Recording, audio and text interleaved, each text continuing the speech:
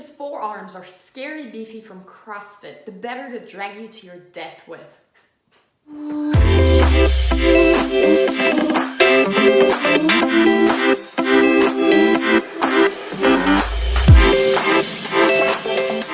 Hi everyone, welcome back to my channel. If you're new here, my name is Leslie, and today I'd like to review Undead Girl Gang by Lily Anderson. And I'm just gonna jump right into this review. So at the beginning of the story, we meet Mila, who's attending her best friend's funeral. A week ago, Riley, her best friend, was found drowned in a creek, and it has been ruled a suicide. And a week before that, two other girls from the same school were found hanged in a park, and everyone is trying to convince Mila that the three dead girls must have made a suicide pact, but she doesn't believe a word of it. Not only did these two other girls, Dayton and June, bully Mila and Riley mercilessly for years, but Riley had everything to live for. And she certainly wouldn't have committed suicide with two girls she hated. She is convinced that Riley, if not all three girls, were murdered. And so because Riley was the person to introduce her to Wicca, she uses a spell to bring her friend back to life to figure out who the murderer is. Only something goes wrong, and she also brings back the two bullies, and none of the girls remember what happened to them.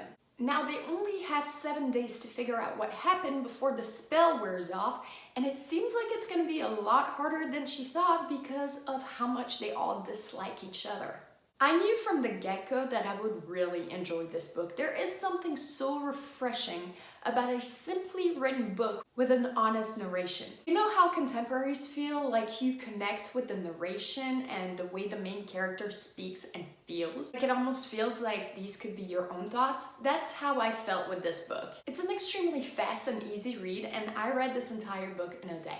And this book is quite funny as well. There are so many quotes in here that had me cracking up, and I don't even know why. For example, on page 39, it says, "A scoop of dried rosemary goes into the bag, followed by salt. Sometimes magic looks a lot like how my mom prepares chicken." I just find that funny. So obviously this book talks a lot about Wicca and the power of crystals, but not like in an overbearing way. And when I was a teenager, I was very much interested in Wicca, and I still love crystals, so the story was right up my alley. And I loved all the modern day references from Harry Potter to CrossFit. I enjoyed the main character of Mila very much because she has such a character development. In the beginning of the story, we realize that she's a plus-size teenage girl with a lot of self-esteem issues. She's the type of girl who will put herself down before anyone else gets to, and in the beginning it was annoying seeing her do that, but it was actually very much necessary to the plot and her personal growth. I really enjoyed the concept of Mila and Riley being forced to spend time with their bullies and realizing that these girls are just human like they are, and perhaps they didn't realize how much of a toxic effect they were having on them. I really enjoyed seeing Dayton and June go from selfish bitches to apologetic, selfless young women with whom Mila develops a bond. And I felt so sad on the 7th day when the girls had to go back to being dead. Yes, I cried. However, I really didn't enjoy how Riley was such a bitch to Mila the entire time she was back. Obviously, none of the girls asked to come back, and I can imagine how traumatic it would be to be brought back to life to just be told that in 7 days you have to die again.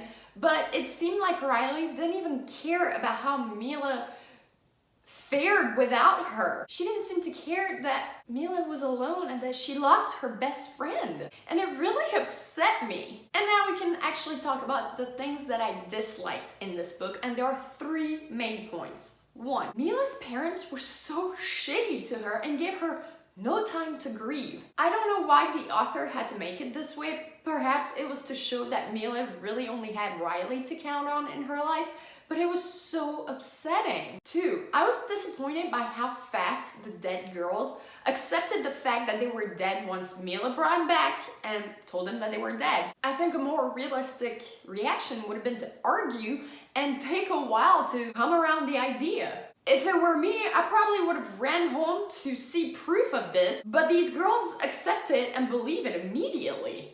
3, and I'm not going to tell you whether all the girls were murdered, But there is a villain in the story, and I hated who it was, and we get no explanation as to how that person did what they did. I am very torn on how to rate this book. If I'm to critically rate it by my own standards, I would give it a 3, and a 3 means that I liked it, but there were too many details that bothered me. And there were a lot of plot holes along with the 3 points that I talked about. But a 4 stars means that I really liked this book and I was very entertained, which I was. So I am going to give it a 4 stars because ultimately I enjoyed myself very much and it made me cry good tears. So that is it for today's review of Undead Girl Gang. I was so excited to read this book, and even though it wasn't a 5 stars, I enjoyed myself so much and I absolutely do not regret getting into it. Thank you for watching, and I'll catch you guys in my next one. Bye!